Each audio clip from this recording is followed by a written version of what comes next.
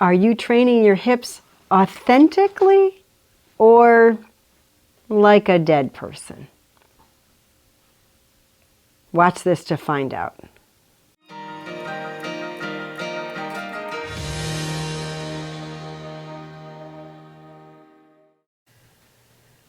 So, lying down on your side, lifting your leg against a band is intended to strengthen the outer hip, the outer thigh.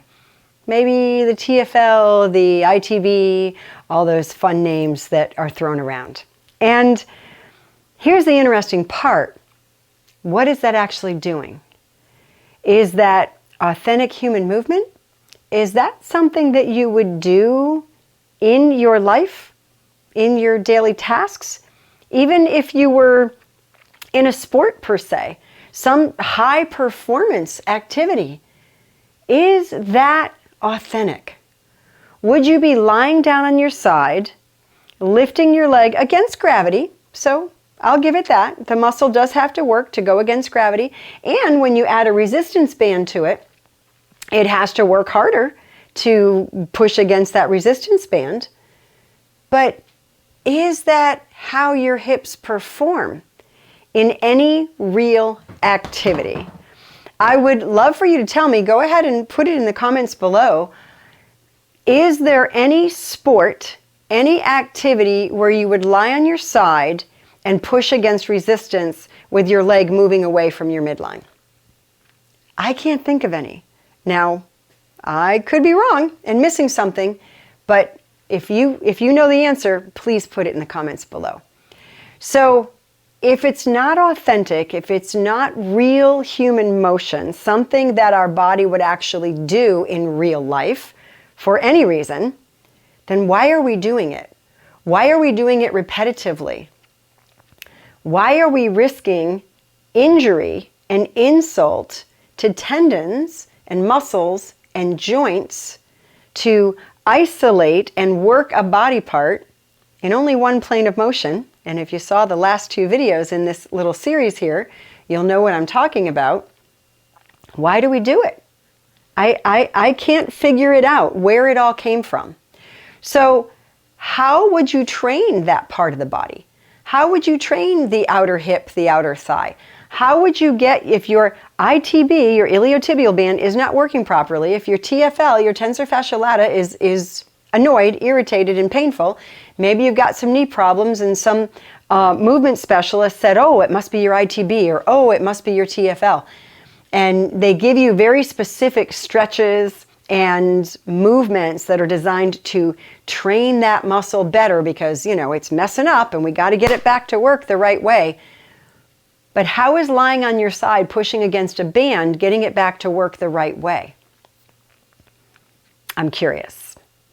So here would be a more accurate, more authentic way to train that area. For one thing, we want to figure out, why is it annoyed? Why is it not functioning properly? Why is the knee being irritated, according to the movement specialist, by the ITB?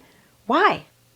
The ITB comes off the glute fascially, the gluteal muscle, your power source, max, gluteus maximus. The diagonal lines in that muscle comes down around, and you've got it just comes right into that.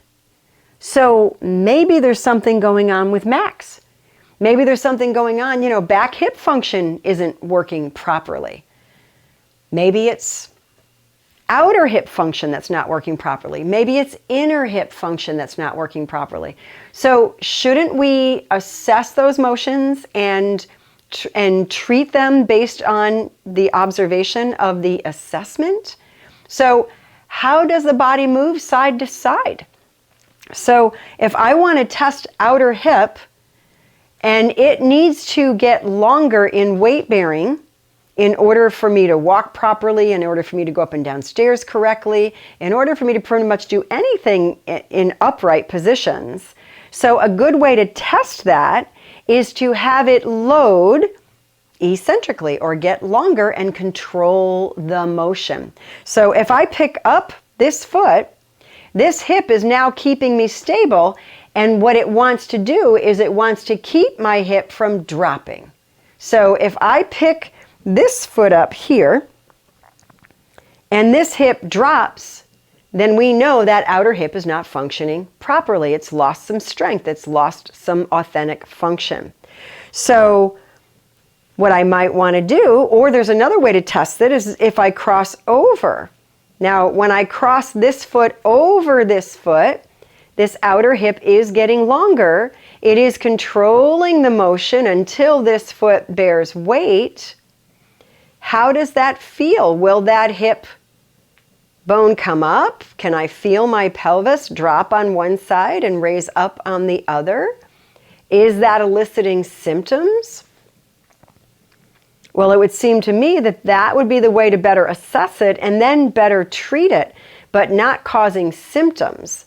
So what we would want to do is find a way that that muscle can load without eliciting pain or symptoms to get it back to work that way. I mean, you wouldn't take a kindergartner and give them a high school senior's homework. So why do we do that to our bodies and our muscles? Why do we give them more than they're prepared to handle if there's an impairment or a deficit somewhere? And easily creating injury if we're attempting to isolate something, move it in only one plane of motion, and then repetitively push against resistance in a very inauthentic, non-functional way. So a great way to train outer hip is to cross over. You can even add arms and really get that outer hip to load. You can do it without that leg going down and really work on the stability, not just how much it will move and how much it will load, but how much will it stabilize you. That's going to be more authentic. You might need to hold on to something, to hold on to a wall and step across and see how that's working. Maybe just kick that over, but feel that come up and load. And it would be the opposite motion for the inner hip. I would step out. And now that inner hip is controlling me until this foot hits the floor. And then, of course, if I don't let that foot hit the floor and I just do that, that inner hip is now loading and working to control my motion and keep me stable. Maybe there's an issue with the inner hip, and that's why we're getting symptoms here. So why are we always beating up a body part when there's a problem with that body part? It might be the victim. It might not be the culprit.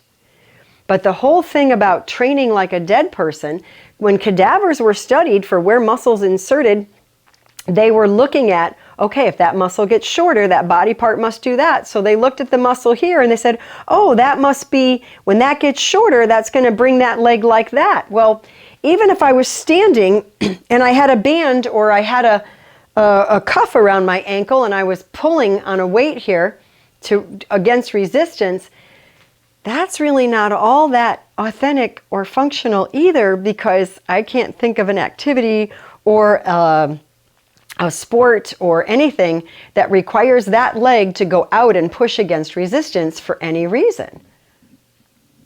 Now, if I'm trying to get this leg stronger and I push that leg out, this one, because it's pushing into the floor, you got ground reaction force and gravity and mass and momentum and all that fun physics stuff.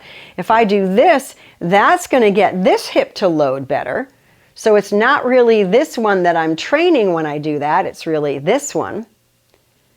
And you really can't work just one hip, because when you work a hip, you're always working the opposite hip. And sometimes it's the opposite movement that you're working. If you're lying flat on the floor and you do a straight leg raise, maybe there's issues. Maybe you feel some back pain. Maybe there's some weakness. Maybe there's some struggle. And you automatically think, oh, it must be that right leg. There's weakness. I've got to get that stronger. But the left leg has to push down into the floor with an equal and opposite force in order for this leg to come up. It's a physics thing. For every action, there's an equal and opposite reaction. So in order for this leg to come up, if I was laying on my back, this leg has to push down. And so maybe it's that side that's struggling to push down enough to lift this leg up. That's the problem. So put your thinking cap on and realize when you are exercising, you want to be sure that what you're doing is functional. It's authentic. There's a purpose behind it. There's a reason for it, that you're using that strategy, that you're doing that exercise, that you're doing that movement, even if it's just to be fit. And there's no specific purpose behind that particular movement, you still want it to be authentic if you don't want to risk injury, tendonitis, tendinosis, all those things that people experience, especially people who work out regularly. I've seen it in the clinic setting. And as you get older, it's just that many more years that you've been doing something that's inauthentic, and eventually that body part will start to complain, be injured, be inflamed, be annoyed. So hopefully this was helpful to you. Hit the like button if it was. Subscribe if you're not a subscriber so that you will get announcements when the next video comes out. And I look forward to seeing you the next time.